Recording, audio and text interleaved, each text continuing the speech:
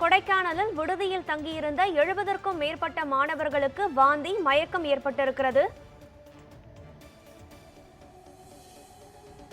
கொடைக்கானலில் விடுதியில் தங்கியிருந்த மாணவர்களுக்கு 70க்கும் மேற்பட்ட மாணவர்களுக்கு வாந்தி, மயக்கம் ஏற்பட்டிருக்கிறது. இது தொடர்பான விவரங்களுடன் இணைகிறார் நமது செய்தியாளர் ரவிச்சந்திரன்.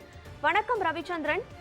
தனியார் தங்கும் விடுதியில் உணவு சாப்பிட்ட கேரளாவை சேர்ந்த மாணவ மாணவியருக்கு வாந்தி, மயக்கம் ஏற்பட்டிருக்கிறது. இது தொடர்பான முழு விவரங்களையும் பதிவு செய்யுங்கள். வணக்கம் கிருஷ்ணவேணி.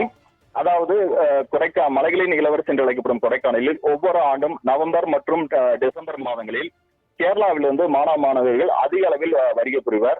குறிப்பாக ஏரிச்சாலை அருகே உள்ள மகாராஜா என்ற கேரள உணவகத்தில் சுமார் நாள் ஒன்றுக்கு 20 முதல் 30 பேருந்துகள் மாணவ மாணவிகளை அழைத்து வருவது வழக்கம்.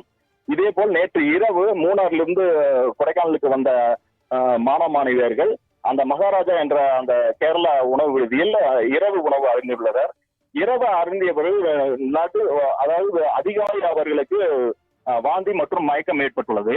சுமார் 70க்கும் மேற்பட்ட அந்த மாணவ மாணவியர்கள் உடனடியாக அருகே உள்ள கொடைக்கானல் அரசு மருத்துவமனையில் அனுமதிக்கப்பட்டு அவர்களுக்கு தீவிர சிகிச்சையானது அளிக்கப்பட்டு வந்தது.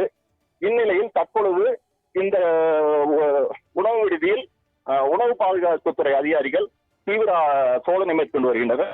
மேலும் இந்த உணவகத்திலிருந்து அவர்களுக்கு கொடுக்கப்பட்ட உணவுகளையும் பரிசோதனைக்காக எடுத்து சென்றுள்ளனர்.